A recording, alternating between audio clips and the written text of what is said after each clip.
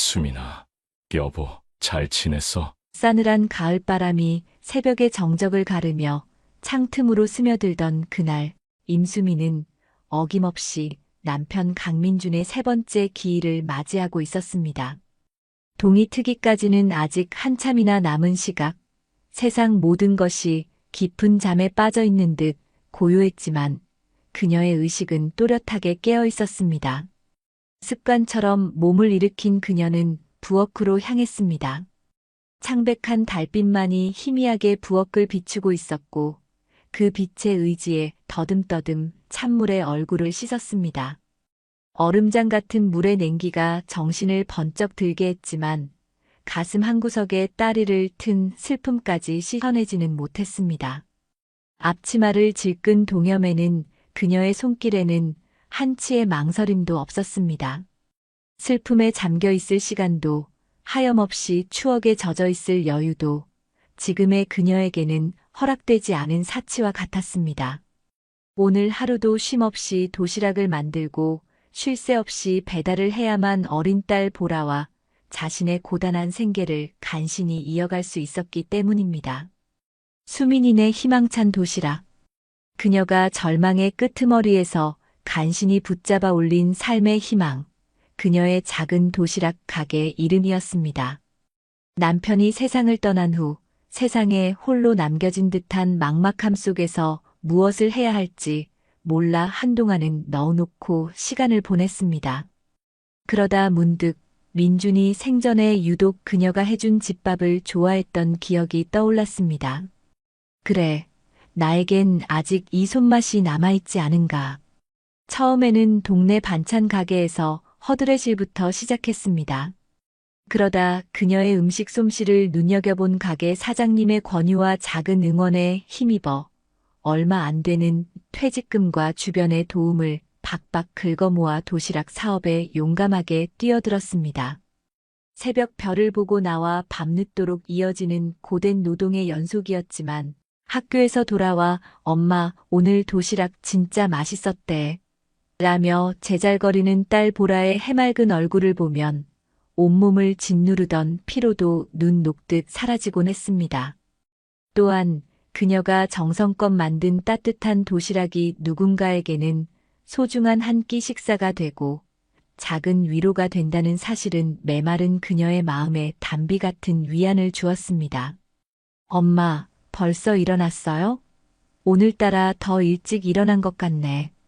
어느새 잠에서 깬 보라가 부스스한 얼굴로 방문을 빼꼼히 열고 나왔습니다. 수민의 허리를 폭 끌어안으며 어깨에 고개를 부비는 딸아이의 온기가 차가웠던 그녀의 몸과 마음에 따스하게 스며들었습니다. 벌써 10살 초등학교 3학년이 된 딸아이는 아빠의 부재를 느끼지 못하게 하려는 엄마의 숨은 노력을 아는지 모르는지 언제나 그림자 없이 밝고 씩씩한 모습이었습니다. 하지만 그런 딸의 모습이 수민에게는 때로 더 큰 아픔으로 다가오기도 했습니다. 밤늦도록 숙제를 하다가 아빠의 빈 책상을 하염없이 바라보던 딸의 옆모습, 잠든 줄 알고 몰래 아빠 사진을 꺼내보며 소리 없이 눈물 찢던 여린 어깨를 수민은 모를 리 없었습니다. 응, 우리 공주님 학교 갈 준비해야지. 오늘 아침은 우리 보라가 세상에서 제일 좋아하는 폭신폭신 계란말이 해줄 거야. 특별히 하트 모양으로. 수민은 애써 목소리 톤을 한껏 높이며 명랑하게 말했습니다. 딸의 머리를 부드럽게 쓰다듬는 그녀의 손길에는 세상 모든 엄마의 사랑과 안쓰러움이 담겨 있었습니다. 문득 시계의 날짜가 다시 한번 그녀의 가슴을 후벼 팠습니다. 정확히 2년 전 오늘 중요한 지방 출장이 잡혔다며 새벽 일찍 집을 나서던 민준의 뒷모습이 어제 일처럼 선명하게 떠올랐습니다. 현관문 앞에서 뒤돌아보며 금방 다녀올게. 보라랑 잘 지내고 있어. 사랑한다. 라고 외치던 그의 환한 미소. 그것이 이승에서 본 그의 마지막 모습이 될 줄이야. 그때 조금만 더 따뜻하게 안아줄걸. 사랑한다고 한 번만 더 진심으로 말해줄걸. 후회와 자책은 언제나 파도처럼 밀려와 그녀의 마음을 핥히고 지나갔습니다. 가슴을 짓누르는 슬픔과 사무치는 그리움에 잠시 숨이 턱 막혀왔지만 수미는 이내 흐르는 눈물을 소매로 훔치고 다시금 마음을 다잡았습니다. 오늘 배달해야 할 도시락이 산더미처럼 그녀의 손길을 기다리고 있었기 때문입니다. 딸 보라를 학교에 바래다 주고 돌아오자마자 수미는 마치 전쟁을 치르듯 본격적으로 도시락 만들기에 돌입했습니다. 신선한 채소를 다듬는 손놀림은 거침없었고 칼질 소리는 경쾌하게 주방을 울렸습니다. 지글지글 보글보글 정성껏 볶고 지지고 무쳐낸 다채로운 반찬들이 하나둘 먹음직스러운 자태를 뽐내며 예쁜 도시락통에 차곡차곡 담겼습니다. 마치 그녀의 간절한 바람처럼 형형색색의 음식들은 보는 이의 침샘을 자극하며 생기가 넘쳐 흘렀습니다. 새벽부터 시작된 작업은 꼬박 4시간이 넘게 이어졌습니다. 모든 준비를 마치고 배달용 스쿠터 짐칸에 따끈한 온기가 남아있는 도시락 통들을 가득 실으니 어느덧 하늘에는 가을 햇살이 따사롭게 부서지고 있었습니다. 낡았지만 정든 헬멧을 쓰고 스쿠터에 올라 시동을 거는 그녀의 얼굴에는 고단함과 함께 세상을 향해 다시 한번 나아가는 전사의 비장함마저 서려 있었습니다. 오전 배달은 늘 그렇듯 정신없이 흘러갔습니다. 익숙한 골목길을 누비며 단골 가게와 사무실의 도시락을 건네고 잠시 숨을 돌릴 틈도 없이 오후 배달 준비에 들어갔습니다. 오후 배달 목록에는 유독 낯선 주소 하나가 끼어 있었습니다. 오늘 아침 떨리는 목소리로 처음 주문 전화를 걸어왔던 고객의 집이었습니다. 내비게이션이 안내하는 곳은 시내에서도 한참 벗어난 다소 외지고 허름한 연립주택 단지였습니다. 이런 곳에도 사람이 사는구나. 도시락 주문이 있다는 게 신기하네. 수미는 잠시 그런 생각을 하며 스쿠터를 한쪽 구석에 조심스럽게 세웠습니다. 페인트 칠이 벗겨지고 곳곳에 금이 간 낡은 건물은 금방이라도 쓰러질 듯 위태로워 보였습니다. 3층까지 엘리베이터도 없는 계단을 오르니 평소 단련된 그녀조차 숨이 턱까지 차올랐습니다. 마지막 남은 도시락통에 손잡이를 고쳐 잡고 녹슨 철제 현관문 앞에 서서 초인종을 눌렀습니다. 수민이네 희망찬 도시락입니다. 맛있는 점심 드세요. 평소처럼 씩씩하고 밝은 목소리로 외쳤지만 안에서는 한동안 아무런 인기척도 느껴지지 않았습니다. 주소를 잘못 찾아왔나? 아니면 사람이 없나? 불안한 마음에 다시 한번 초인종을 누르려던 바로 그 순간이었습니다. 끼익하고 낡은 경첩이 마찰하는 소름 끼치는 소리와 함께 굳게 닫혀있던 현관문이 아주 천천히 마치 영겁의 시간처럼 느리게 열리기 시작했습니다. 그리고 그 찰나 수미는 자신의 두 눈을 의심하지 않을 수 없었습니다. 아니, 의심하고 싶었습니다. 제발 꾸미기를, 헛것이기를 간절히 바랐습니다. 문이 완전히 열리고 그 안에서 모습을 드러낸 사람은 분명, 틀림없이 2년 전 그날 밤 싸늘한 주검으로 돌아와 그녀의 세상 전부를 무너뜨렸던 그녀의 남편 간민준이었습니다. 아! 수민의 손에서 도시락 통이 맥없이 떨어져 나갔습니다. 쨍그랑, 와르르, 요란한 굉음을 내며 시멘트 바닥에 나뒹구는 도시락과 그 안에 담겨있던 형형색색의 반찬들. 김이 모락모락 피어오르던 따뜻한 밥과 정성껏 만든 반찬들이 차가운 바닥에 처참하게 흩뿌려졌습니다. 하지만 그녀는 그 어떤 것도 신경 쓸 겨를이 없었습니다. 온몸의 피가 순식간에 싸늘하게 식어버리는 듯했고 다리가 후들거려 금방이라도 주저앉을 것만 같았습니다. 눈앞의 남자는 분명 민준이었습니다. 2년이라는 시간이 흘렀음에도 조금 수척해지고 얼굴에는 깊은 그늘이 드리워져 있었지만 웃을 때마다 살짝 휘어지며 반달을 그리던 다정한 눈매도, 오똑하게 솟은 콧날도, 아랫입술이 유난히 도톰했던 입술도 모두 그녀의 기억 속에 박제된 모습 그대로였습니다. 어떻게 이런 일이 있을 수 있단 말인가? 이것은 악몽일까요? 아니면 자신이 드디어 미쳐버린 걸까요? 그의 장례를 치르고 그의 유골을 직접 수목장으로 보내주었던 기억이 주마등처럼 스쳐 지나갔습니다. 누구세요?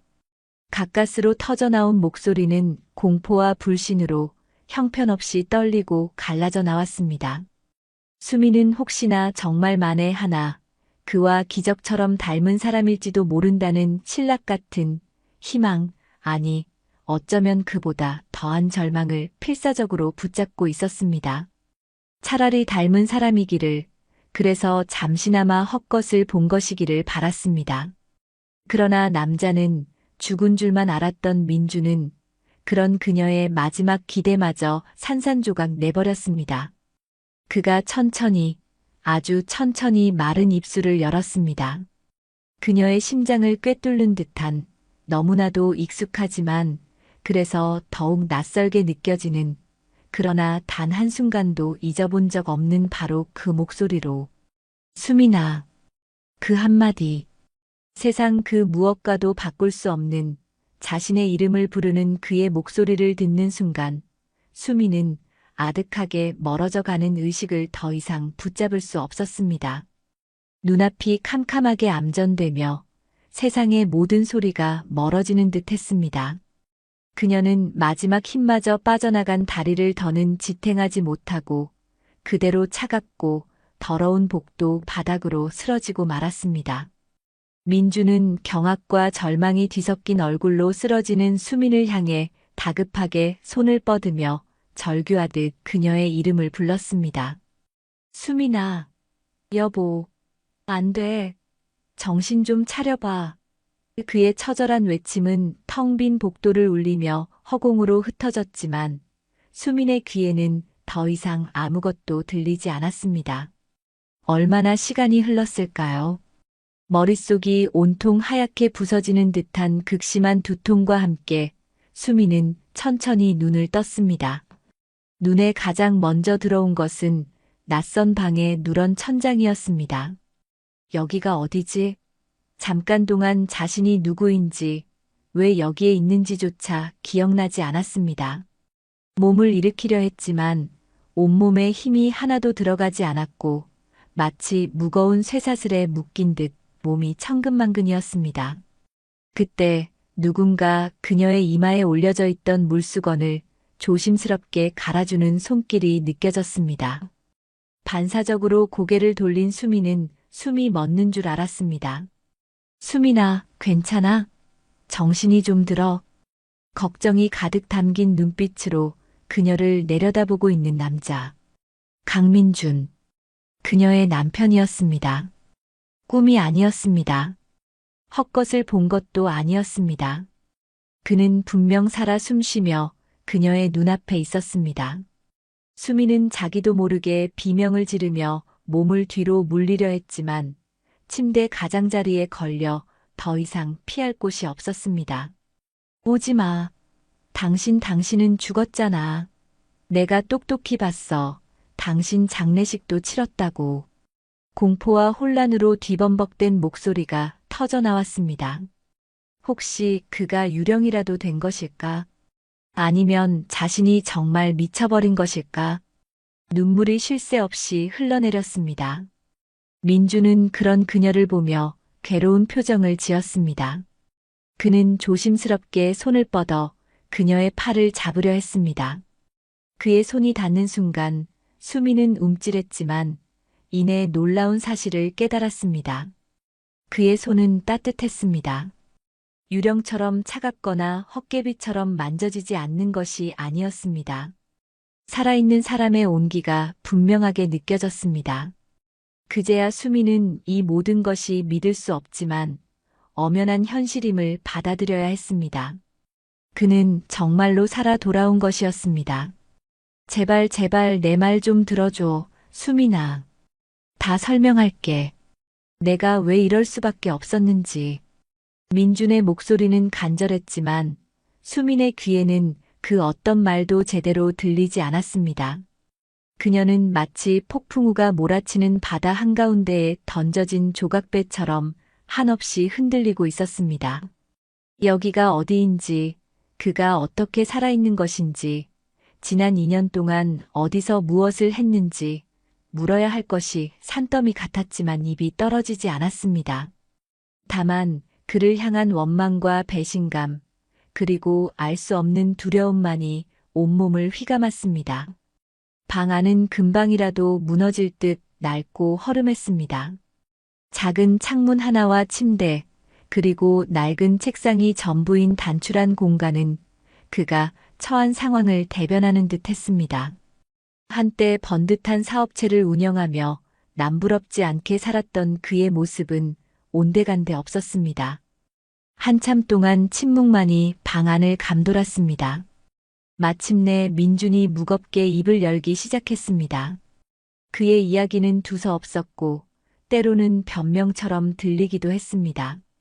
이야기는 그가 운영하던 사업이 예기치 않은 사기로 인해 부도 위기에 몰리면서 시작되었습니다. 처음에는 어떻게든 회사를 살려보려 백방으로 뛰어다녔지만 눈덩이처럼 불어나는 빚과 악덕 채권자들의 협박은 그를 점점 더 깊은 수렁으로 몰아넣었습니다. 특히 가족들에게까지 위협이 가해지기 시작하자 그는 극단적인 선택을 고민할 수밖에 없었다고 했습니다. 그때는 정말 다른 방법이 없다고 생각했어. 내가 사라지면 당신과 보라에게 남겨질 사망보험금으로 최소한 빚이라도 정리하고 당신들이라도 안전하게 살 수 있을 거라고 믿었어. 그는 지방 출장을 가던 중 인적이 드문 국도에서 교통사고를 위장해 자신의 죽음을 꾸몄다고 했습니다. 신분을 숨긴 채 지방을 전전하며 막노동으로 근근히 생계를 이어왔고 밤마다 수민과 보라를 그리며 피눈물을 흘렸다고도 했습니다. 그러다 최근에야 용기를 내어 수민이 살고 있을 만한 동네로 돌아와 멀리서나마 그녀와 보라를 지켜봤다고. 그러던 중 오늘 그녀가 자신의 집으로 도시락 배달을 온 것이라고. 수민은 기가 막혀 말도 나오지 않았습니다. 그의 이야기가 사실이라면 그는 가족을 지키기 위해 자신을 희생한 비극적인 영웅이 아니라 가장 무책임한 방식으로 현실에서 도망친 비겁한 겁쟁이에 불과했습니다. 그녀와 보라가 지난 2년 동안 겪었을 고통과 슬픔은 안중에도 없었던 것일까요? 그래서 당신이 선택한 방법이 고작 우리를 속이고 죽은 사람이 되는 거였어? 당신이 없어서 우리가 보라가 얼마나 힘들어했는지 알기나 해? 수민의 목소리는 분노로 떨렸습니다. 그녀는 민준의 이야기 속에서 몇 가지 석연치 않은 부분을 발견했지만 지금은 그것을 따져 물을 경황도 없었습니다. 그의 설명은 마치 잘 짜인 각본 같기도 했고 어딘가 중요한 부분이 빠진 듯 공허하게 들리기도 했습니다. 수민은 그의 눈동자 깊은 곳에 숨겨진 불안과 초조함을 놓치지 않았습니다. 그는 아직 모든 것을 털어놓지 않은 것이 분명했습니다.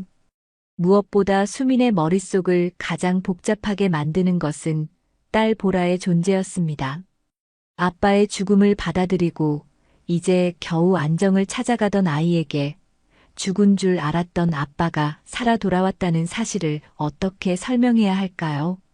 그 충격을 아이가 감당할 수 있을까요? 보라는 아직 아무것도 몰라. 내가 어떻게 그 아이에게 당신이 살아있다고 말할 수 있겠어?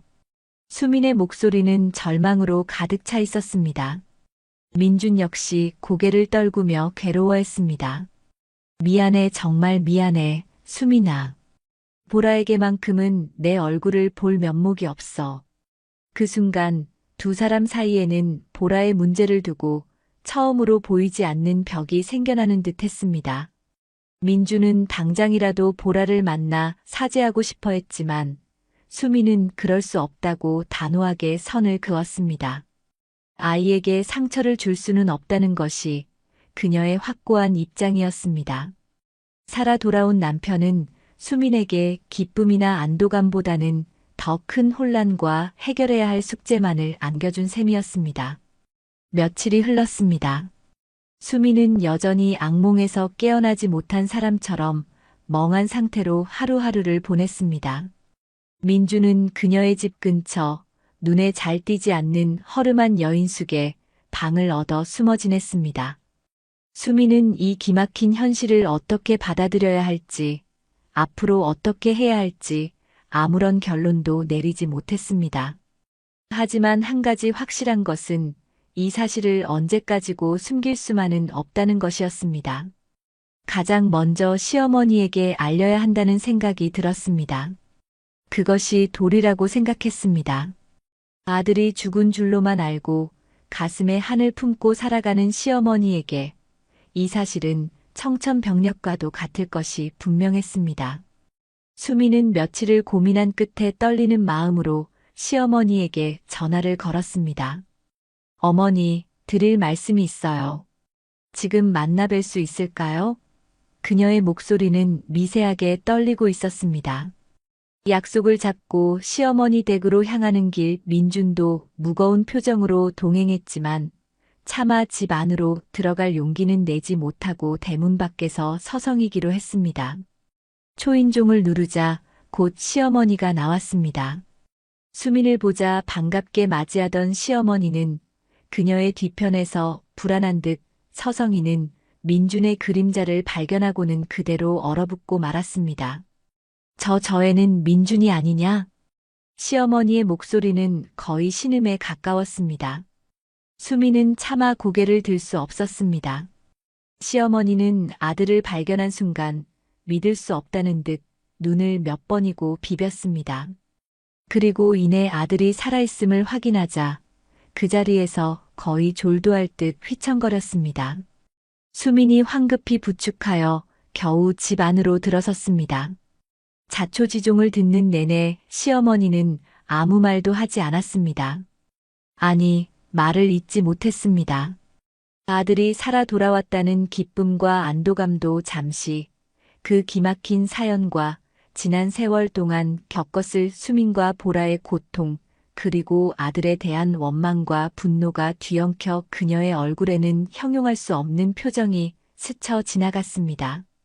한참 후에야 시어머니는 민준의 등짝을 사정없이 내리치며 오열했습니다.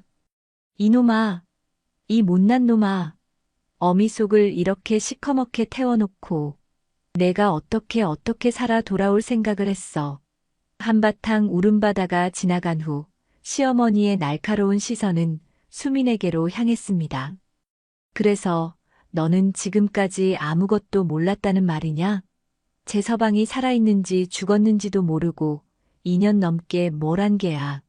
그 보험금은 다 어쩌고. 원망 섞인 질책은 수민의 가슴에 비수처럼 꽂혔습니다. 자신 또한 피해자였지만 시어머니에게는 그저 모자란 며느리일 뿐이었습니다. 민주는 고개를 숙인 채 아무 말도 하지 못했고 수민은 그저 죄인처럼 모든 비난을 감내해야 했습니다. 민주는 법적으로 이미 사망 처리된 사람이었습니다. 신분증도 재산도 그 무엇도 없는 유령 같은 존재였습니다. 수민의 집에 함께 살 수도 없는 노릇이었고 그렇다고 매정하게 길거리로 내쫓을 수도 없었습니다. 수민은 틈틈이 민준이 머무는 여인숙에 들러 먹을 것과 약간의 용돈을 챙겨주었지만 그 이상의 관계는 철저히 경계했습니다. 그녀의 마음속에는 이미 민준에 대한 애정보다는 원망과 불신이 더 크게 자리 잡고 있었습니다. 밤이면 잠 못 이루고 뒤척이며 이 남자를 다시 받아들여야 하는 걸까? 아니면 여기서 모든 것을 끝내야 하는 걸까? 수없이 되뇌었지만 답은 나오지 않았습니다. 세상에 비밀은 없는 법일까요? 수민의 주변에서 이상한 소문이 돌기 시작했습니다. 글쎄, 수민이네 죽었다던 남편이 버젓이 살아 돌아왔다지 뭐야? 어머, 정말? 그럼 그동안 쇼한 거야? 처음에는 쉬쉬하던 소문은 꼬리에 꼬리를 물고 걷잡을 수 없이 퍼져나갔습니다. 수민의 도시락 가게는 직격탄을 맞았습니다. 왠지 저 집 도시락 먹으면 재수 없을 것 같아 남편까지 속인 여자가 만든 음식을 어떻게 믿고 먹어 단골 손님들의 발길이 뚝 끊겼고 신규 주문은커녕 예약 취소 전화만 빗발쳤습니다. 생계까지 위협받는 상황에 이르자 수미는 절망감에 휩싸였습니다. 민준 한 사람 때문에 자신과 보라의 삶이 송두리째 흔들리고 있었습니다. 그녀는 이를 악물었습니다. 이렇게 무너질 수는 없었습니다. 수민에게 가장 큰 고민은 역시 딸 보라였습니다. 이 엄청난 사실을 언제, 어떻게 알려야 할지 밤새 고민하고 또 고민했습니다. 담임 선생님과 상담도 해보았지만 결국 엄마인 자신이 직접 이야기하는 것이 최선이라는 결론에 이르렀습니다. 며칠 후 수미는 조심스럽게 보라에게 이야기를 꺼냈습니다. 보라야, 엄마가 할 말이 있어. 아주 중요한 이야기인데 놀라지 말고 들어줄 수 있겠니? 수민의 심각한 표정에 보라는 고개를 갸웃거리면서도 의젓하게 고개를 끄덕였습니다. 사실은 아빠가 살아있단다. 보라는 처음에는 엄마가 농담하는 줄 알았습니다. 하지만 수민의 눈가에 맺힌 눈물을 보고는 표정이 굳어지기 시작했습니다. 거짓말 엄마, 거짓말이지. 아빠는 하늘나라에 있잖아. 아이는 좀처럼 믿으려 하지 않았습니다. 수민은 결국 보라를 데리고 민준이 머무는 여인숙으로 향했습니다. 낡은 방문 앞에서 망설이던 보라는 문이 열리고 그토록 그리워하던 아빠의 모습이 눈앞에 나타나자 그대로 얼어붙고 말았습니다. 민준은 떨리는 손을 뻗어 보라를 안아보려 했지만 보라는 비명을 지르며 수민의 등 뒤로 숨어버렸습니다. 저리 가. 아저씨 누구야? 우리 아빠 아니야. 아이의 눈에서는 굵은 눈물방울이 쉴 새 없이 흘러내렸습니다. 믿었던 아빠의 죽음, 그리고 더 믿을 수 없는 아빠의 귀환. 10살짜리 아이가 감당하기에는 너무나도 가혹한 현실이었습니다. 보라는 아빠를 향해 그동안 가슴속에 쌓아두었던 원망과 분노를 울부짖음과 함께 쏟아냈습니다. 왜 이제야 나타났어? 우리가 얼마나 보고 싶었는데. 아빠 미워. 세상에서 제일 미워. 그 처절한 절규에 민주는 가슴이 갈기갈기 찢어지는 듯한 고통을 느꼈고 수민 역시 함께 눈물을 흘릴 수밖에 없었습니다. 그날 이후 보라는 한동안 말을 잃었고 밤마다 악몽에 시달렸습니다. 엎친 데 덮친 격으로 민준의 주변에 다시 과거의 그림자가 드리워지기 시작했습니다. 그가 언급했던 빚의 실체가 단순한 금전 문제가 아님을 암시하는 사건들이 연이어 발생했습니다. 험악한 인상의 남자들이 수민의 도시락 가게 주변을 어슬렁거리거나 민준이 머무는 여인숙 근처에서 그를 찾는 듯한 모습이 수민의 눈에 여러 번 포착되었습니다. 민준은 그런 일이 있을 때마다 극도로 불안해하며 수민에게 아무것도 아니라고 둘러댔지만 그의 떨리는 눈빛과 창백한 얼굴은 무언가 심상치 않은 일이 벌어지고 있음을 직감하게 했습니다. 수민은 민준이 여전히 모든 것을 솔직하게 털어놓지 않고 있다는 사실에 분노를 느꼈습니다. 그는 자신뿐만 아니라 보라까지 위험에 빠뜨릴 수도 있는 상황을 만들고 있었습니다. 결국 수민은 폭발하고 말았습니다. 더 이상 민준의 모호한 태도와 변명을 참아줄 수 없었습니다. 보라가 받은 상처, 망가져버린 자신의 일상, 그리고 정체 모를 위협까지. 이 모든 혼란의 중심에는 민준이 있었습니다. 어느 날 밤 수민은 민준을 자신의 집으로 불렀습니다. 보라가 잠든 것을 확인한 후 그녀는 차갑고 단호한 목소리로 민준에게 최후 통첩을 날렸습니다. 강민준 씨, 더 이상은 못 참아. 당신이 지금껏 나한테 했던 모든 말들, 처음부터 끝까지 단 하나도 숨김없이 진실을 말해줘요. 수민의 눈빛은 더 이상 슬픔과 혼란에 젖어 있던 과거의 여인이 아니었습니다. 딸을 지키기 위해, 그리고 자신의 삶을 되찾기 위해 모든 것을 걸 준비가 된 강인한 어머니의 눈빛이었습니다. 만약 이번에도 나를 속이려 한다면 그때는 정말 당신을 없는 사람 취급할 거예요. 법적으로도 내 인생에서도. 그녀의 결연한 태도에 민주는 당황한 기색이 역력했습니다. 그는 마른 침을 삼키며 한동안 수민의 얼굴을 바라보다가 마침내 무거운 한숨과 함께 입을 열 준비를 하는 듯 했습니다. 방 안에는 숨막히는 긴장감만이 감돌고 있었습니다. 싸늘한 밤 공기가 늦가을의 냉기를 머금고 거실 창을 두드렸습니다. 바깥의 가로등 불빛만이 희미하게 스며들어 방 안의 무거운 침묵을 더욱 짙게 만들고 있었습니다. 보라가 깊은 잠에 빠져 있는 것을 확인하고 나온 수미는 거실 한가운데 고개 숙인 민준의 맞은편 소파에 앉았습니다. 그녀의 눈빛은 더 이상 단순한 슬픔이나 원망이 아니었습니다. 배신감에 대한 처절한 확인과 신락같이 남아있는, 어쩌면 부질없을지도 모를 마지막 기대감이 처절하게 뒤섞여 있었습니다. 그녀의 단호하고도 절박했던 최후 통첩에 민주는 한동안 입술조차 제대로 떼지 못하고 있었습니다. 그의 넓었던 어깨는 한없이 초라하게 움츠러들어 있었고 간헐적으로 터져나오는 깊은 한숨은 그가 느끼고 있을 압박감과 죄책감의 무게를 고스란히 드러내는 듯했습니다. 마침내 아주 오랜 시간이 흐른 것 같은 정적을 깨고 민준이 천천히 그리고 무겁게 입을 열었습니다. 그의 목소리는 메마른 낙엽처럼 갈라지고 힘없이 잠겨 있었지만 그 안에 담긴 처절한 절박함만큼은 어둠 속에서도 수민에게 생생하게 전달되었습니다. 당신 말이 모두 맞습니다.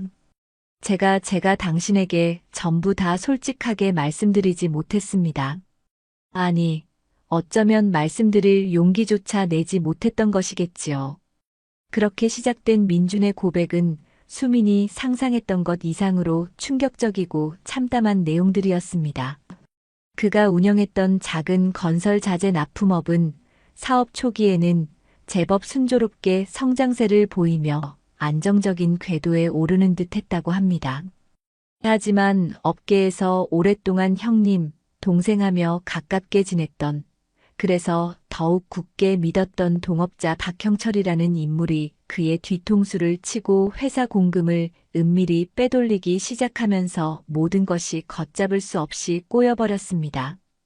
박형철은 이미 지역에서 악명 높기로 소문난 사채업자들과 깊숙이 연루되어 있었고, 심지어 민준의 멀쩡한 회사마저 그들의 검은 돈을 세탁하고 불법적인 자금을 조달하는 통로로 악용하려 했던 것입니다.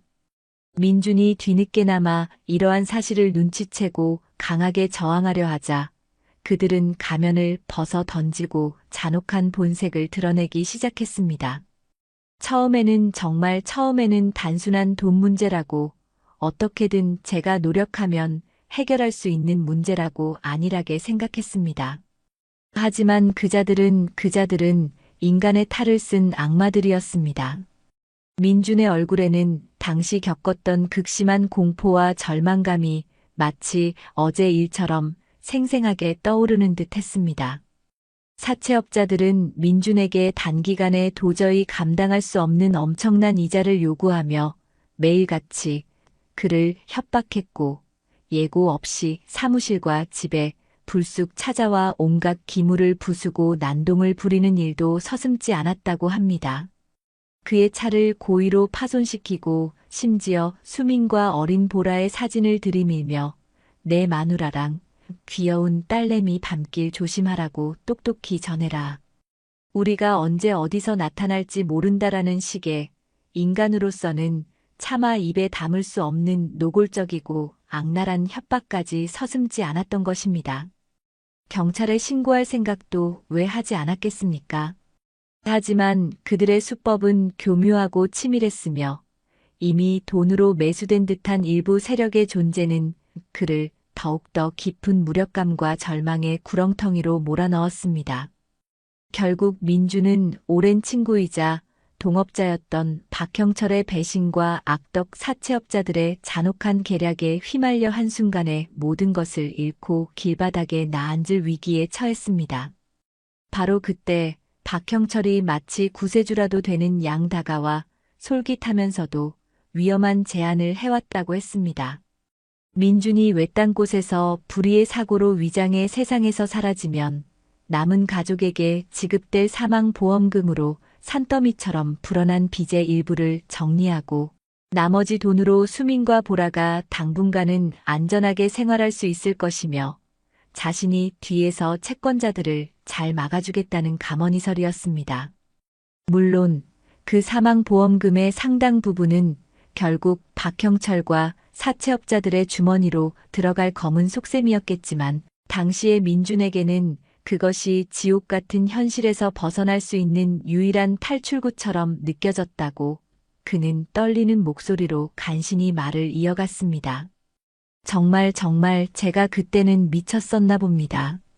뱀 같은 그놈들의 말을 철석같이 믿었던 제가 지금 와서 생각해보면 제정신이 아니었던 것이지요. 하지만 그때는 당신과 우리 보라를 안전하게 지킬 수만 있다면 악마에게 영혼이라도 팔 수 있을 것만 같았습니다. 그렇게 그는 인적이 드문 깊은 산길에서 차량 추락 사고를 교묘하게 위장했고 미리 준비해둔 가짜 신분으로 세상에서 자신의 존재를 완벽하게 지워버렸습니다. 그 후 몇 년 동안 그는 전국의 공사판을 떠돌며 막노동을 하거나 지방 소도시의 허름한 식당에서 허드렛 일을 하며 신분을 숨긴 채 숨어 지냈습니다. 하지만 밤이 되면 어김없이 밀려드는 가족들에 대한 사무치는 그리움과 뼈저린 죄책감으로 단 하루도 편히 잠들지 못했다고 했습니다. 그러다 최근 자신을 그토록 악랄하게 협박했던 사채업자 조직이 내부 분열과 경찰의 수사로 인해 거의 와해되었다는 소식을 우연히 접하게 되었고 마지막 남은 한 가닥 용기를 짜내어 수민과 보라를 찾아왔던 것이라고 그는 참회의 눈물을 흘리며 고백했습니다. 수민은 민준의 길고도 참담했던 고백을 듣는 내내 온몸에서 힘이 쭉 빠져나가는 것을 느꼈습니다. 머릿속이 하얗게 비어버리는 듯했고 심장은 주체할 수 없이 격렬하게 요동쳤습니다. 분노와 연민, 배신감과 안타까움, 그리고 형언할 수 없는 슬픔이 뒤섞여 당장이라도 폭발할 것만 같았습니다. 그래서 당신은 우리와 단 한마디 상의도 없이 그렇게 끔찍하고 이기적인 결정을 내렸다는 건가요? 당신이 없는 동안 우리가, 특히 아무것도 모르는 우리 보라가 겪어야 했던 그 지옥 같은 시간과 고통은 당신에게는 정말 아무것도 아니었던 겁니까? 수민의 목소리는 울음으로 거의 뭉개져 제대로 이어지지 못했습니다. 그녀는 남편이 겪었을지도 모를 공포와 절망의 심연을 어렴풋이나마 짐작하면서도 그의 어리석고 독단적인 선택이 자신과 어린 딸에게 남긴 그 깊고도 선명한 상처들을 떠올리며 치밀어 오르는 분노를 금할 수 없었습니다. 미안합니다, 수민 씨. 제가 정말 당신과 보라에게 죽을 죄를 지었습니다. 그 어떤 말로도 그 어떤 행동으로도 용서받지 못할 거라는 것 잘 알고 있습니다. 하지만 당신과 우리 보라만큼은 안전하고 행복하게 살아가길 바랐던 제 마음만큼은 부디 진심으로 알아주셨으면 합니다. 민주는 당장이라도 수민의 발치에 무릎을 꿇고 빌이라도 할 기세로 애원했습니다. 그의 눈에서는 뜨거운 눈물이 쉴 새 없이 흘러내리고 있었습니다. 바로 그때 민준이 떨리는 목소리로 조심스럽게 또 다른 그리고 더욱더 충격적인 이야기를 꺼냈습니다. 그가 살아있다는 사실을 어떻게 알았는지 죽은 줄만 알았던 동업자 박형철이 최근 다시 그에게 은밀히 접근해오고 있다는 것이었습니다. 아마도 민준의 사망으로 인해 지급된 보험금 중 자신들이 미처 챙기지 못한 나머지를 마저 빼앗으려 하거나 혹은 민준을 이용해 또 다른 추악한 범죄를 꾸미려는 음흉한 속셈인 듯 했습니다. 그놈들은 아직도 당신 앞으로 상당에게 보험금이 남아있다고 철석같이 믿고 있는 것 같습니다. 아니면 제가 이렇게 버젓이 살아 돌아왔다는 사실 자체가 그들에게는 눈에 까실 수도 있겠지요. 자신들의 과거 범죄가 드러날까봐 두려운 것일 테고요. 수미는 그 말을 듣는 순간 온몸의 피가 싸늘하게 식는 것을 느꼈습니다. 자신이 지난 2년여의 시간 동안 어린 보라를 홀로 키우고 힘겹게 생계를 유지하기 위해 눈물과 함께 아끼고 또 아껴 썼던 그 돈, 민준의 목숨값이라고 생각하며 단돈 100원조차 함부로 쓰지 못했던 그 소중한 돈이 실은 더럽고 추악한 범죄의 표적이 되어 있었다는 사실을 깨닫고는 치가 떨렸습니다. 온몸에 소름이 쫙 돋았습니다. 이제는 슬픔이나 분노를 넘어선 생존에 대한 본능적인 공포가 거대한 파도처럼 그녀를 덮쳐왔습니다. 자신이 얼마나 위험한 상황에 놓여 있었는지, 그리고 어쩌면 지금도 그 위험은 현재 진행형일지도 모른다는 생각에 숨이 턱턱 막혀왔습니다. 수미는 잠시 눈을 감고 가쁘게 몰아쉬던 숨을 깊게 내쉬었습니다. 더 이상 과거의 상처에 얽매여 울고만 있을 수는 없었습니다. 그녀에게는 목숨보다 소중한 딸 보라가 있었고 그 어떤 시련이 닥쳐도 반드시 지켜내야 할 자신의 삶이 있었습니다. 그녀는 번쩍하고 눈을 떴습니다. 그리고 조금 전까지 절망과 공포로 흔들리던 눈빛은 온데간데 없이 차갑고도 단단한 결의가 서린 눈으로 민준을 똑바로 바라보았습니다. 강민준 씨, 당신이 과거에 저지른 어리석은 일들에 대한 책임은 나중에 이 모든 일이 끝나고 난 후에 반드시 그리고 철저하게 져야 할 겁니다. 하지만 지금 당장은 우리를 위협하는 그 쓰레기들부터 깨끗하게 처리해야겠습니다. 당신 혼자서는 절대 안 될 겁니다. 제가 당신을 돕겠습니다. 아니, 우리가 함께 이 지긋지긋한 악연을 끊어내야만 합니다. 수민의 목소리에는 더 이상 절망이나 원망의 그림자는 찾아볼 수 없었습니다. 대신 강철처럼 단단한 결의와 얼음장처럼 차가운 분노가 그 자리를 대신하고 있었습니다. 그녀는 더 이상 과거의 약한 아내가 아니었습니다. 도망치거나 숨지 않고 정면으로 맞서 싸워 자신의 것을 되찾기로 결심한 강인한 어머니였습니다. 자신과 보라의 평온한 삶을 무참히 망가뜨리려 한 자들에게, 그리고 어리석은 선택으로 이 모든 비극의 단초를 제공한 민준에게 그녀가 얼마나 강인한 사람인지 똑똑히 보여줘야만 했습니다. 민준은 그런 수민의 갑작스러운 변화와 결연한 모습에 차마 입을 다물지 못하고 놀라움을 금치 못했습니다. 자신이 기억하던 여리고 순종적이었던 아내의 모습은 그 어디에서도 찾아볼 수 없었습니다.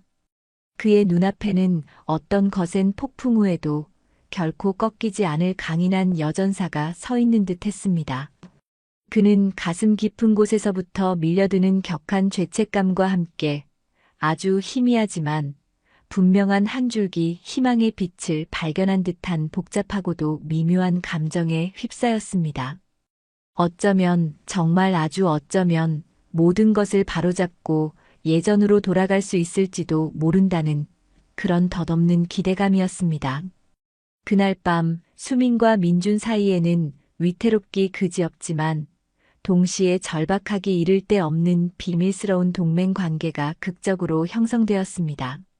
과거의 깊은 상처와 서로에 대한 불신이 하루아침에 깨끗이 사라진 것은 결코 아니었지만 박형철과 그 일당의 검은 마수로부터 벗어나야 한다는 절체절명의 공동 목표가 그들을 보이지 않는 끈으로 단단히 묶어주었습니다. 그들은 박형철 일당의 추악한 실체를 낱낱이 파헤치고 그들의 과거와 현재의 모든 범죄를 명백히 입증할 수 있는 결정적인 증거를 확보하기 위해 마치 살얼음판을 걷는 듯한 위험천만한 비밀 작전을 조심스럽게 시작했습니다.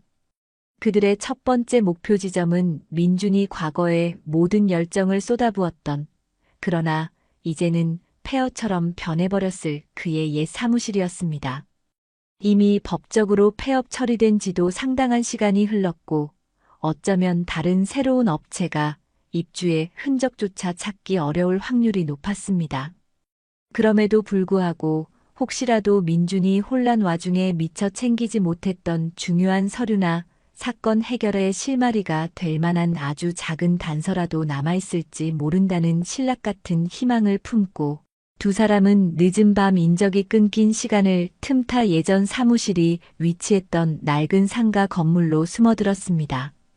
다행스럽게도 건물 관리인은 이미 퇴근하여 자리를 비운 상태였고 민주는 과거에 비상용으로 숨겨두었던 열쇠를 이용해 먼지가 뽀얗게 쌓인 사무실 문을 어렵지 않게 열 수 있었습니다. 예상대로 사무실 내부는 이미 다른 용도로 사용되고 있었지만 가장 구석진 곳에 위치한 작은 창고에는 미처 정리하지 못한 민준의 옛 손때, 묻은 물건들이 마치 시간을 거슬러 올라간 듯 먼지를 뒤집어 쓴 채 그대로 방치되어 있었습니다. 그 모습은 마치 민준 자신의 처지를 대변하는 듯하여 그의 마음을 더욱 착잡하게 만들었습니다. 이 낡은 상자들 안에 그때 분명히 중요한 계약서 사본이나 거래 장부들을 넣어두었던 기억이 납니다. 민준은 먼지가 켜켜이 쌓여 형체조차 알아보기 힘든 낡은 종이 상자들을 하나하나 조심스럽게 뒤지기 시작했습니다. 수민도 휴대전화 손전등을 비추며 혹시라도 놓치는 것이 있을세라 그의 주변을 꼼꼼하게 살폈습니다. 바로 그때 민준의 떨리는 손에 아주 작고 낡은 검은색 가죽 수첩 하나가 들려 나왔습니다.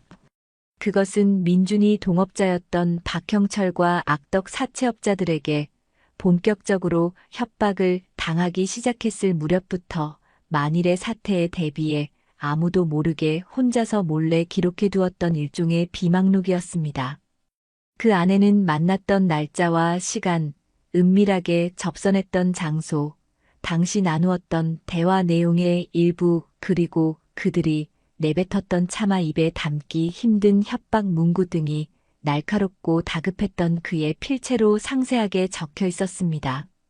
이것만으로는 그들의 모든 범죄를 입증할 결정적인 법적 증거가 될 수는 없었지만 그들의 추악한 범죄 행각을 추적하고 진실을 밝히는 데 있어서는 더없이 중요한 실마리가 될 수 있을 것이 분명했습니다. 찾았습니다, 수민 씨.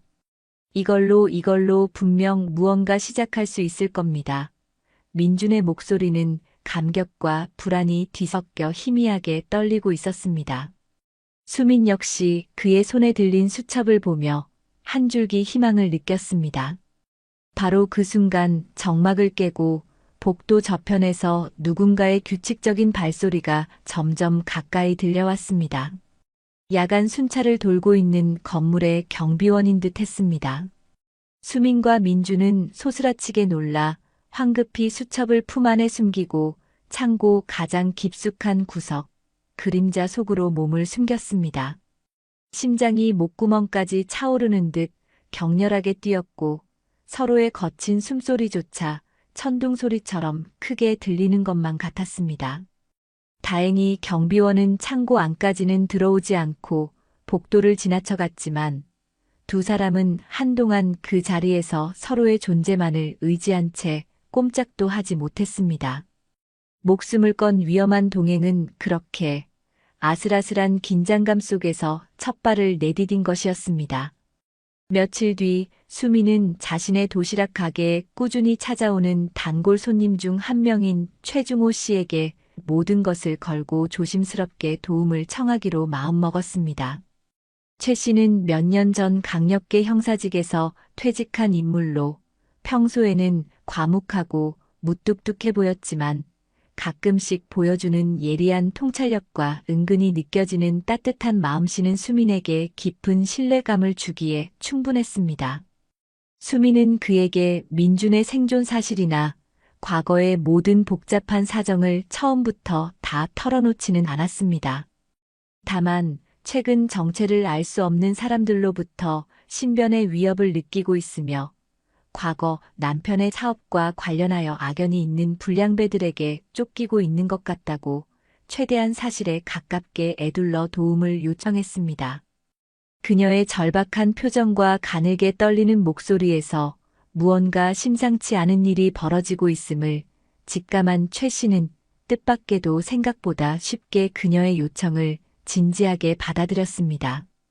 임 사장님, 제가 지금은 은퇴해서 뭐 예전처럼 대단한 힘이 있는 것은 아닙니다만, 그래도 젊은 시절에 경찰밥 먹었던 짬밥이라는 게 있지 않겠습니까? 한번 최선을 다해 알아보도록 하지요. 혼자서 이렇게 끙끙 앓고 계시는 것보다는 그게 훨씬 낫지 않겠습니까? 최 씨는 특유의 투박하고 무뚝뚝한 말투였지만 그의 깊은 눈빛 속에는 진심으로 수민을 걱정하고 안타까워하는 따뜻한 마음이 고스란히 담겨 있었습니다. 그는 민준이 목숨처럼 건넨 낡은 비망록과 수민의 떨리는 설명을 토대로 박형철과 그가 깊이 연루된 것으로 보이는 사체 조직에 대한 본격적인 뒷조사를 비밀리에 시작했습니다. 며칠이라는 짧은 시간 후 최 씨는 믿기 어려울 정도로 놀라운 정보들을 수민에게 가져다 주었습니다. 박형철은 이미 여러 건의 악질적인 사기 및 금품 갈취, 협박 등의 혐의로 경찰의 수배 명단에 올라 있는 상태였고, 그가 속해 있던 거대 사체 조직은 최근 핵심 조직원들의 내부 분열과 경찰의 지속적인 수사망으로 인해 과거에 비해 그 세력이 현저히 약화되긴 했지만 여전히 사회 암적인 존재로서 암암리의 불법적인 활동을 계속 이어가고 있다는 충격적인 사실이었습니다. 최 씨는 그들의 주요 활동 반경과 주로 접선하는 비밀 장소 등을 정확히 파악해 수민에게 알려주었고, 앞으로 증거를 수집할 때 각별히 주의해야 할 점들과 법적인 절차를 밟아나가는데 필요한 현실적인 조언도 아끼지 않았습니다. 그의 헌신적인 존재는 깊은 절망과 어둠 속에 갇혀있던 수민과 민준에게 마치 한 줄기 구원의 빛과 같았습니다. 하지만 이런 어른들의 숨막히는 불안한 움직임과 비밀스러운 접촉들을 아무리 어리다고는 하지만 눈치 빠른 딸 보라가 전혀 모를 리 없었습니다.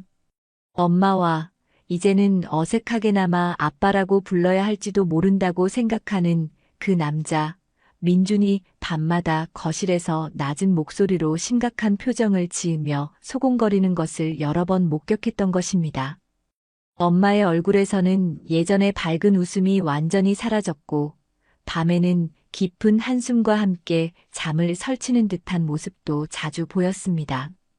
보라는 여전히 아빠 민준에 대한 마음속 깊은 원망과 배신감을 완전히 떨쳐내지 못하고 있었지만, 세상에서 가장 사랑하는 엄마가 힘들어하고 괴로워하는 모습을 지켜보는 것은 어린 그녀에게 더욱더 견디기 힘든 고통이었습니다.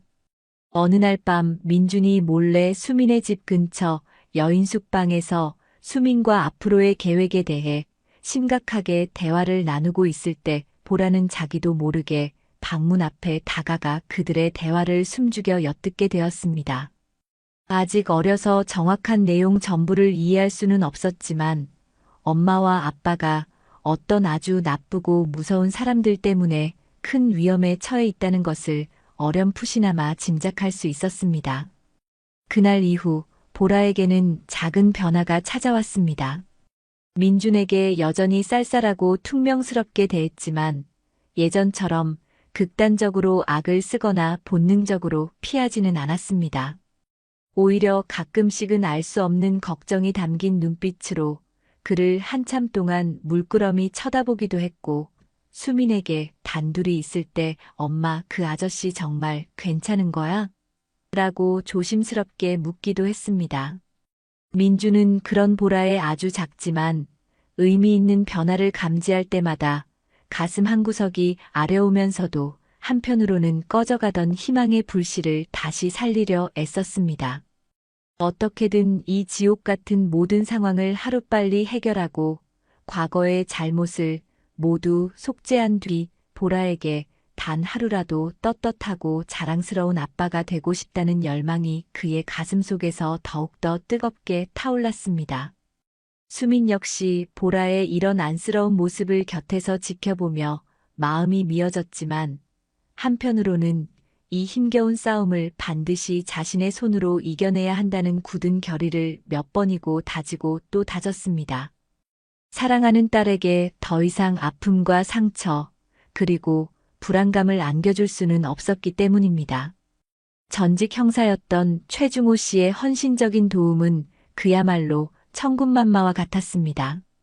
그의 노련한 정보 수집 능력과 예리한 분석 덕분에 베일에 쌓여있던 박형철 일당의 구체적인 신상 정보와 그들의 상습적인 활동 패턴, 그리고 마침내 그들의 가장 치명적인 약점까지 상세하게 파악할 수 있게 되었습니다.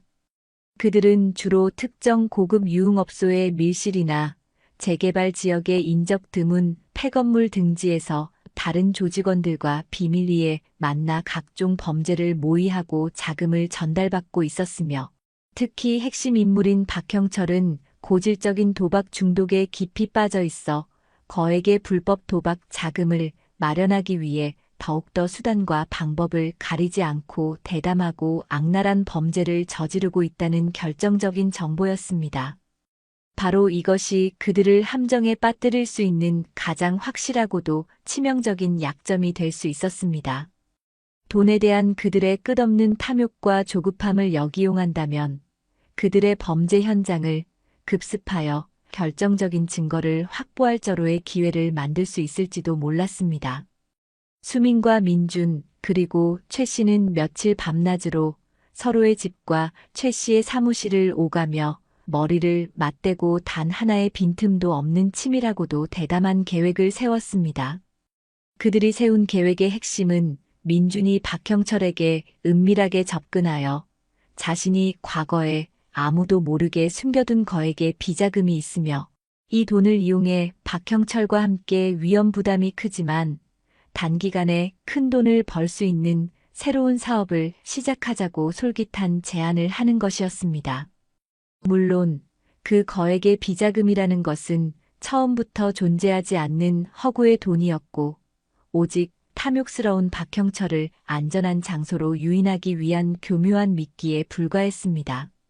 만약 박형철이 이 미끼를 덥석 물고 약속된 접선 장소에 나타난다면 그와의 대화 내용을 몰래 녹음하고 촬영하는 동시에 가능하다면 그들의 추가적인 범죄 계획이나 과거의 범죄 사실을 입증할 만한 구체적인 증거를 최대한 확보하여 곧바로 경찰에 넘기기로 했습니다. 제 오랜 경험상 이 방법밖에는 없을 것 같습니다.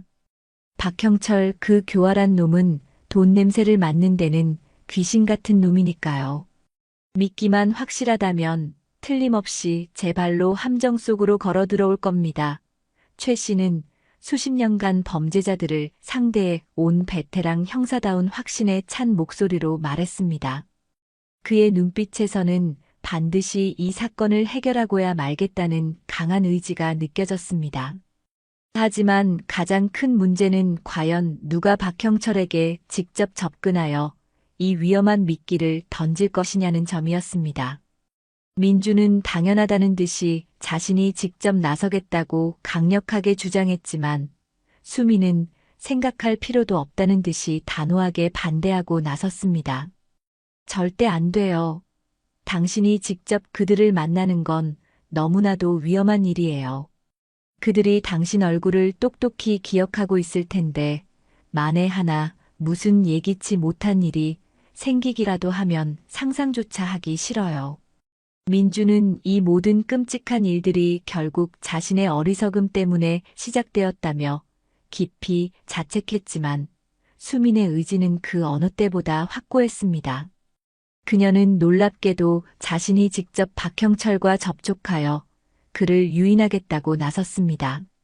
민준이 아닌 전혀 예상치 못한 제3자를 통해 거액의 투자금을 가진 신원 미상의 큰 손이 나타났다는 소문을 박형철의 귀에까지 흘려보내고 자신이 바로 그 투자자의 비밀스러운 대리인 행세를 하며 박형철을 직접 만나겠다는 대담한 계획이었습니다. 제가 직접 그들을 만나겠습니다. 당신은 최 선생님과 함께 약속 장소에서 최대한 떨어진 안전한 곳에서 모든 상황을 예의주시하며 지켜봐 주세요. 이건 부탁이 아니라 제 명령이에요.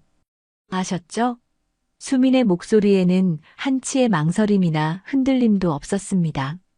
그녀의 눈빛은 이미 모든 것을 초월하여 각오한 사람처럼 차갑고도 강렬하게 빛나고 있었습니다. 민주는 그런 수민의 결연한 모습에 차마 더 이상 아무런 반박도 하지 못하고 무거운 한숨과 함께 고개를 숙일 수밖에 없었습니다. 그는 사랑하는 아내의 그 누구보다 강인한 모습 뒤에 숨겨진 깊은 두려움과 불안감을 누구보다 잘 알고 있었기에 더욱더 가슴이 미어지는 듯 했습니다. 최 씨는 수민의 상상 이상의 용기와 결단력에 진심으로 감탄하면서도 만에 하나 발생할지도 모르는 위험으로부터 그녀의 안전을 완벽하게 확보하기 위해 모든 준비를 철저히 하겠다고 몇 번이고 약속했습니다. 초소형 고성능 녹음기와 GPS 위치 추적기는 물론이고 만일의 사태에 즉각적으로 대비하기 위한 관할 경찰서 형사들과의 긴밀한 비상 연락망까지 꼼꼼하게 준비했습니다. 마침내 운명의 날, 결전의 날이 밝았습니다. 수민은 평소 즐겨 입던 편안한 옷차림 대신 마치 전문직 여성을 연상시키는 세련된 검은색 정장을 깔끔하게 차려입고 머리도 평소와 달리 단정하고 지적인 느낌으로 틀어 올렸습니다. 거울에 비친 자신의 모습은 어딘지 모르게 낯설었지만 동시에 스스로도 놀랄 만큼 강인하고 냉철해 보였습니다.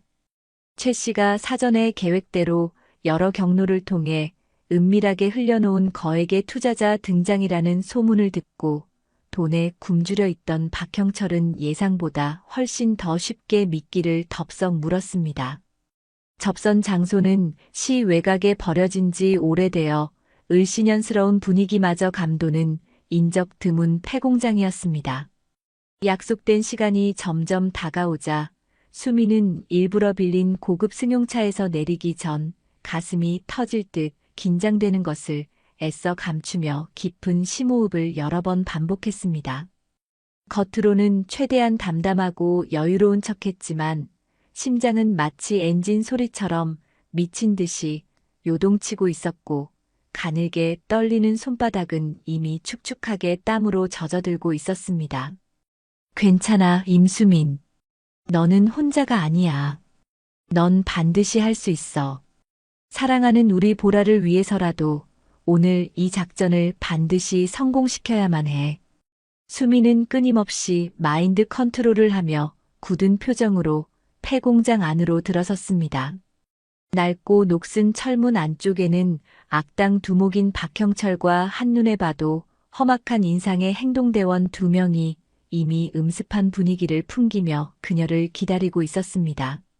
조금 떨어진 공장 외곽의 어둠 속에는 민준과 최 씨가 숨을 죽인 채 차량 안에서 초조하게 상황을 지켜보고 있었습니다. 최 씨는 만일의 사태에 대비해 이미 자신의 후배인 사복경찰 2명을 공장 주변 외곽에 은밀히 배치해둔 상태였습니다. 당신이 소문으로만 듣던 김 사장이라는 양반의 대리인이라는 사람이요? 박형철이 날카롭고 의심스러운 눈초리로 수민의 머리부터 발끝까지 교묘하게 훑어보며 잔뜩 경계하는 목소리로 물었습니다. 그의 목소리는 마치 기름기가 잔뜩 낀 것처럼 느끼하고 불쾌하기 짝이 없었습니다. 수민은 애써 아무렇지도 않은 듯 태연하고도 도도한 표정을 지으며 사전에 최 씨와 수없이 연습했던 대로 또렷하게 대답했습니다. 네, 그렇습니다. 제가 바로 김만수 사장님의 대리인 임수민입니다. 저희 사장님께서 박형철 씨의 남다른 사업 수완과 배포를 아주 높이 평가하고 계십니다. 자세한 투자 조건과 사업 계획에 대해서는 직접 만나서 은밀하게 이야기 나누시지요. 박형철은 수민의 자신감 넘치는 말을 들으며 탐욕스러운 미소를 음흉하게 지어 보였습니다. 그 김 사장이라는 양반, 소문대로 통이 아주 크신 모양인데. 그래서 우리 박 사장한테 구체적으로 얼마나 투자하실 생각이신가? 시원하게 한번 말해보시오. 모든 대화는 계획대로 순조롭게 이어지는 듯 했습니다. 수미는 조금도 당황하거나 흔들리는 기색 없이 침착하게 박형철의 유도 질문에 적절히 답하며 그가 스스로 과거의 범죄 사실을 무심코 시인하거나 앞으로의 추가적인 범죄 계획에 대한 정보를 조금이라도 흘리도록 교묘하게 대화를 이끌어갔습니다. 그녀의 옷깃에 숨겨진 초소형 녹음기는 이 모든 대화 내용을 빠짐없이 기록하고 있었습니다.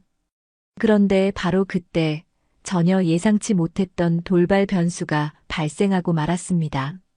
박형철과 함께 온 험악한 인상의 남자 중 하나가 갑자기 수민의 얼굴을 뚫어지게 유심히 쳐다보더니 무언가 생각났다는 듯이 낮은 목소리로 박형철의 귀에 대고 무엇하고 속삭였습니다. 가만 있자, 형님. 저 여자 아무리 봐도 어디서 많이 본 얼굴 같지 않습니까? 혹시 예전에 우리가 작업했던 강민준 그 새끼 마누라 아닙니까? 그 말이 떨어지는 순간 폐공장 안의 공기가 마치 시베리아 벌판처럼 싸늘하게 얼어붙었습니다. 박형철의 사람 좋던 웃음기는 순식간에 사라지고 대신 살기가 등등한 매서운 눈빛으로 돌변하여 수민을 금방이라도 잡아먹을 듯이 쏘아보았습니다. 내 내년의 정체가 뭐냐? 감히 우리를 속이려 들어.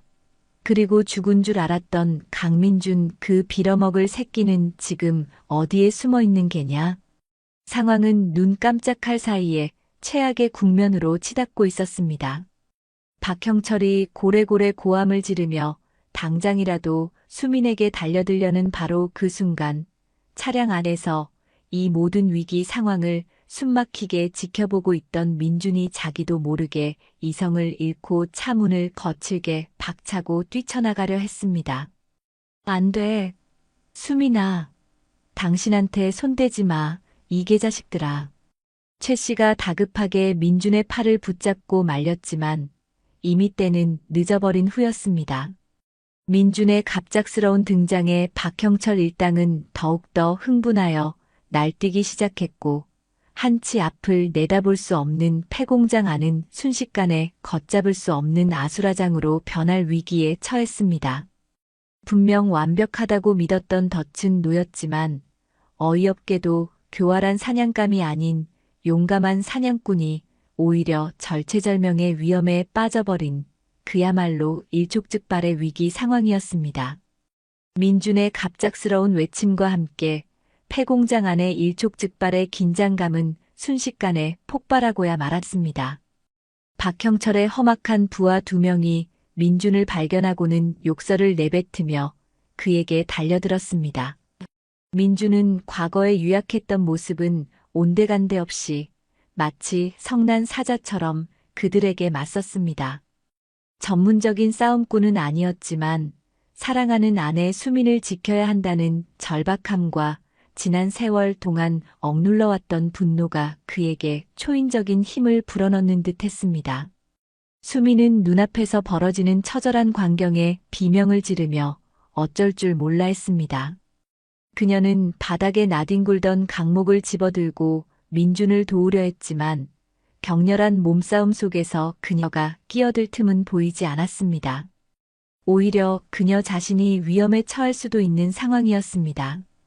박형철은 이성을 잃은 듯 눈을 번뜩이며 바닥에 떨어져 있던 녹슨 쇠 파이프를 집어들고 민준의 머리를 향해 무섭게 휘둘렀습니다. 강민준, 이개 자식아. 내 놈 때문에 내 인생이 얼마나 꼬였는지 알아.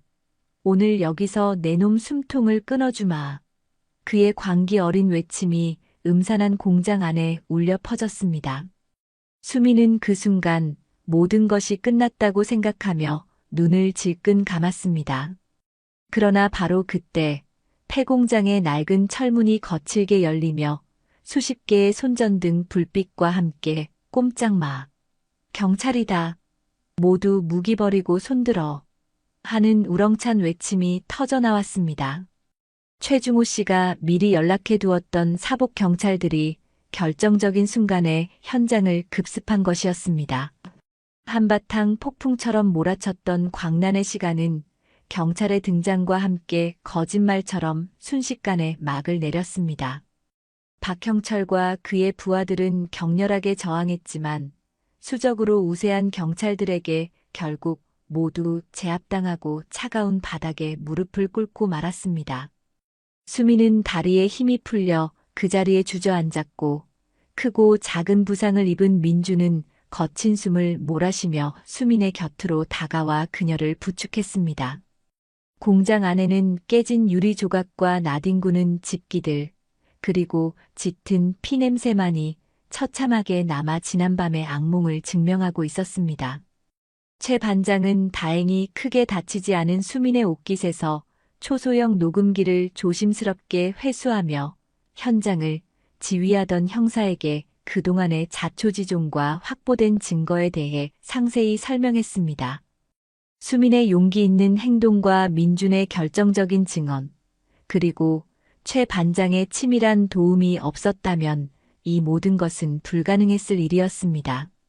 사건 현장이 어느 정도 정리된 후 수민과 민주는 다른 참고인들과 함께 경찰서로 이동하여 밤늦도록 조사를 받아야 했습니다. 수민은 자신이 겪었던 일들을 최대한 침착하고 논리적으로 진술했지만 민준의 경우는 상황이 훨씬 더 복잡했습니다. 그의 부활은 경찰들에게도 적잖은 혼란을 야기했고 그의 과거 행적에 대한 강도 높은 조사가 이어졌습니다. 민주는 자신의 어리석었던 과거, 즉 죽음을 위장하고 도피했던 사실과 그로 인해 발생했던 모든 법적인 문제들에 대해 순순히 자백했습니다. 공정증서원본 불실기재 및 행사, 그리고 사기죄의 혐의가 그에게 적용될 수 있다는 담당 형사의 설명에 그는 담담하게 모든 것을 받아들이겠다는 태도를 보였습니다. 또한 박형철 일당의 추가 범죄 사실을 입증하는 데 있어서 그의 증언은 무엇보다 중요했기에 그는 자신이 알고 있는 모든 것을 상세하게 진술하며 수사에 적극적으로 협조했습니다. 조사를 마치고 경찰서 문을 나설 때는 이미 동쪽 하늘이 희미하게 밝아오고 있었습니다. 수미는 지칠 대로 지쳐 있었지만 민주는 그녀보다 더 깊은 수렁에 빠진 듯한 표정이었습니다. 그는 수민의 지친 얼굴을 한참 동안 바라보다가 마침내 떨리는 목소리로 말했습니다. 수민 씨, 이제 더 이상 저는 도망치거나 숨지 않겠습니다. 제가 과거에 저질렀던 모든 어리석은 잘못에 대해 앞으로 정당한 법의 심판을 달게 받겠습니다. 그것이 당신과 우리 보라에게 제가 조금이라도 속죄할 수 있는 유일한 길이라면 말입니다. 그의 목소리에는 체념과 함께 한편으로는 모든 것을 내려놓은 듯한 후련함마저 느껴졌습니다. 수미는 민준의 그 단호한 결심을 들으며 가슴속에서 형언할 수 없는 복잡한 감정들이 소용돌이치는 것을 느꼈습니다. 그가 마침내 과거의 어두운 그림자에서 벗어나 스스로 책임을 지려 한다는 사실에 대한 일말의 안도감과 함께 앞으로 그들이 함께 넘어야 할 또 다른 높고 험난한 산들을 예감하지 않을 수 없었습니다. 과연 이 폭풍우가 완전히 지나간 것일까요?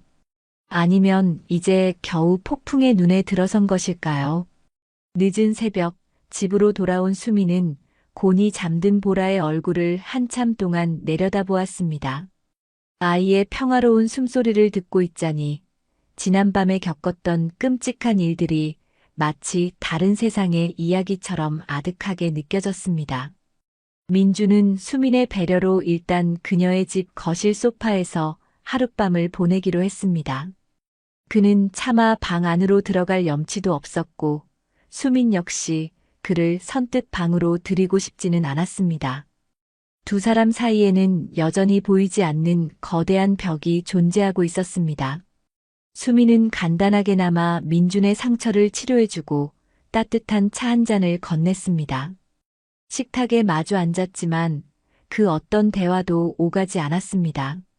길고 긴 침묵 속에는 말로 다 표현할 수 없는 피로감과 안도감, 그리고 여전히 풀리지 않은 수많은 의문과 상처들이 뒤섞여 있었습니다.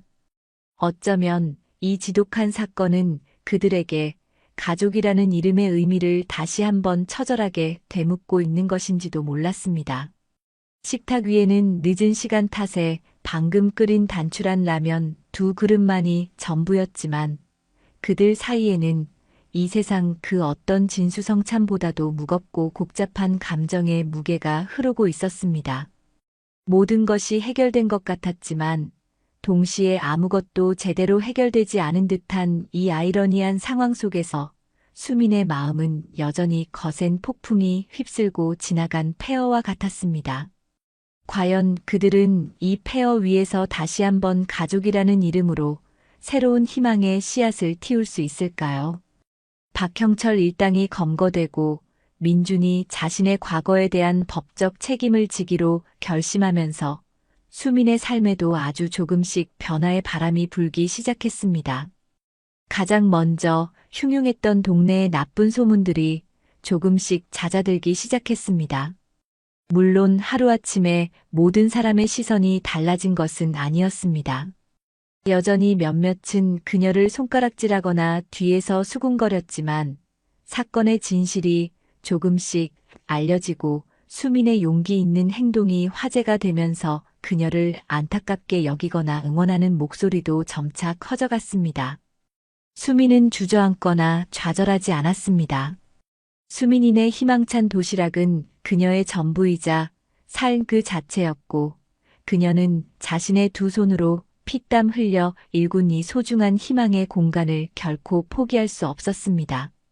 오히려 이전보다 더욱더 정성껏 도시락을 만들었고 새로운 메뉴를 개발하거나 소소한 이벤트를 진행하며 손님들의 발길을 되돌리기 위해 부단히 노력했습니다. 그녀의 진심이 통했던 것일까요?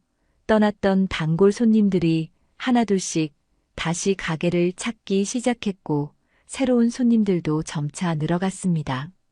민주는 불구속 상태에서 재판을 기다리게 되었습니다. 그에게는 여전히 죗값을 치러야 할 무거운 법적 책임이 남아 있었지만 그는 더 이상 과거의 어두운 그림자 속에 숨어 도망치려 하지 않았습니다.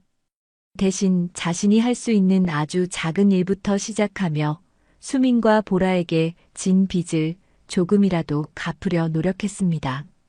거창한 무엇인가를 할 수 있는 상황은 아니었지만 매일 아침 일찍 일어나 수민의 도시락 가게 일을 돕는 것으로 하루를 시작했습니다. 새벽 시장에서 신선한 재료를 함께 골라오거나 무거운 짐을 나르고 배달이 밀릴 때는 직접 스쿠터를 몰고 배달을 자처하기도 했습니다. 물론 수민은 처음에는 그의 도움을 단호하게 거절했습니다. 그가 가게에 나타나는 것만으로도 아직 남아있는 좋지 않은 소문이 다시 불거질까 염려스러웠기 때문입니다. 하지만 민주는 묵묵히 그리고 진심으로 그녀의 곁을 맴돌며 자신이 할 수 있는 일을 찾아 나섰습니다. 그의 그런 꾸준하고 진솔한 노력에 수민의 얼어붙었던 마음도 아주 조금씩 아주 천천히 녹아내리기 시작했습니다. 가장 큰 변화는 역시 보라에게서 나타났습니다. 그날 밤 폐공장에서의 끔찍한 경험과 아빠의 부상은 어린 보라에게 큰 충격과 두려움을 안겨주었지만 동시에 자신과 엄마를 지키려 했던 아빠의 다른 모습을 어렴풋이나마 느끼게 된 계기가 되기도 했습니다. 여전히 민준을 아빠라고 편하게 부르지는 못했지만 이전처럼 극도의 경계심을 드러내거나 적대적으로 대하지는 않았습니다. 학교에서 돌아오면 거실에서 신문을 보고 있는 민준에게 아저씨, 다녀왔습니다라고 작은 목소리로 인사를 건네기도 했고, 저녁 식탁에서는 그가 좋아하는 반찬을 슬쩍 그의 앞으로 밀어주기도 했습니다. 어느 주말 오후 민주는 마당 한 구석에서 삐걱거리는 보라의 낡은 자전거를 수리하고 있었습니다. 보라는 조금 떨어진 곳에서 물끄러미 그 모습을 지켜보다가 용기를 내어 다가가 물었습니다. 아저씨 아니, 아빠 그동안 어디 있었어요? 많이 아팠어요? 그 한마디에 민주는 순간 울컥하며 가슴이 메어왔습니다. 그는 보라의 작은 손을 잡고 눈높이를 맞추며 차마 모든 진실을 다 이야기할 수는 없었지만 진심을 담아 말했습니다. 아빠가 아주 예전에 아주 큰 잘못을 저질렀단다. 그래서 보라와 엄마 곁을 오랫동안 떠나 있어야만 했어. 아빠가 우리 보라에게 정말 미안해. 그리고 세상에서 제일 많이 보고 싶었단다. 보라는 그의 말을 다 이해하지는 못했지만 아빠의 눈가에 맺힌 눈물을 보며 작은 손으로 그의 눈물을 닦아주었습니다. 그 순간 부녀 사이에 보이지 않던 얼음벽에 따스한 햇살이 스며들며 아주 작은 균열이 생기기 시작했습니다. 서툴지만 진심 어린 화해의 첫걸음이었습니다.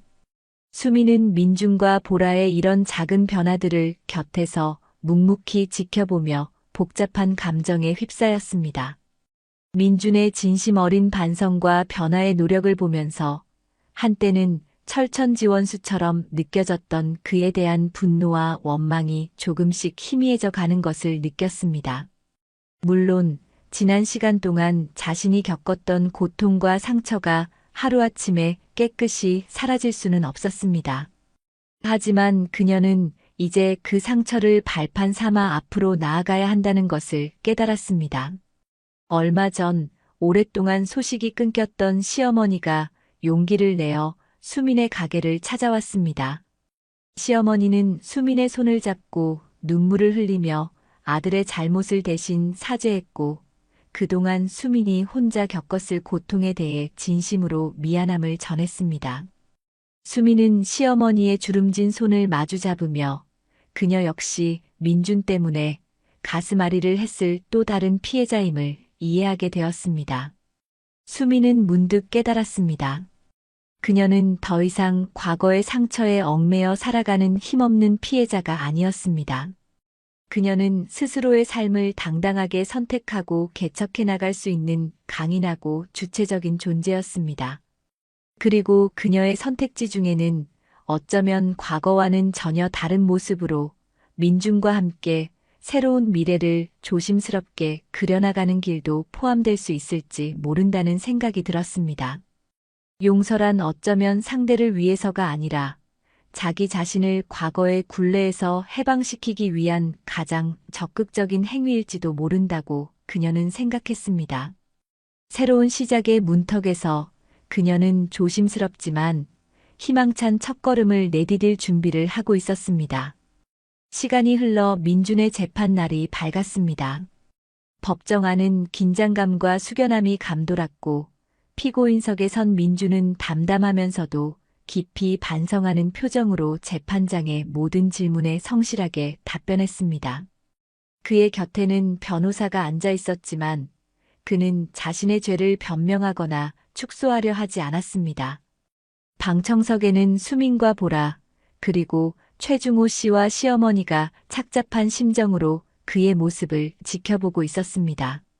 재판 과정에서 박형철 일당의 악랄한 범죄 행각과 민준이 처했던 절박한 상황, 그리고 그가 수사 과정에 적극적으로 협조하여 범인 검거에 결정적인 역할을 한 점 등이 상세히 진술되었습니다.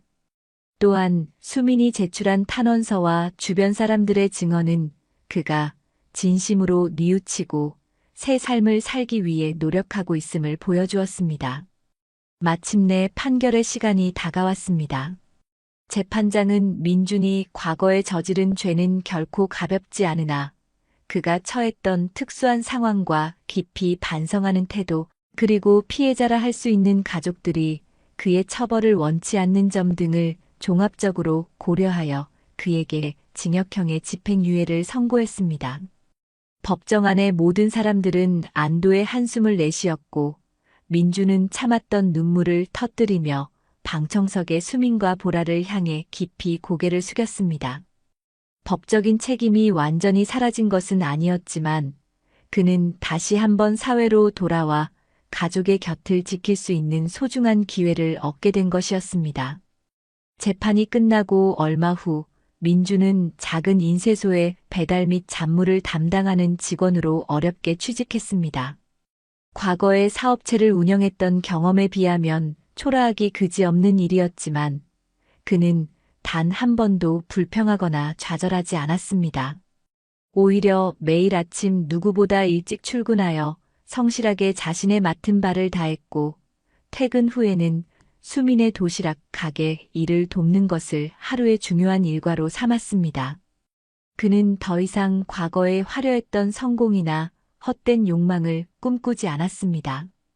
그저 자신의 두 발로 땅을 딛고 서서 정직하게 땀 흘려 돈을 벌고 사랑하는 가족의 곁을 묵묵히 지킬 수 있다는 사실 하나만으로도 진심으로 감사하고 행복해했습니다. 그의 그런 진솔하고 꾸준한 모습은 수민과 보라에게 그리고 그를 아는 주변 사람들에게도 잔잔한 감동과 함께 새로운 희망을 주기에 충분했습니다. 어느덧 따스한 봄 햇살이 가득한 주말 저녁이었습니다. 수민은 민준과 함께 저녁 식사를 준비하고 있었고 보라는 거실에서 밝은 목소리로 학교에서 있었던 재미있는 이야기를 제잘거리고 있었습니다. 평범하지만 그래서 더욱 소중한 일상이었습니다.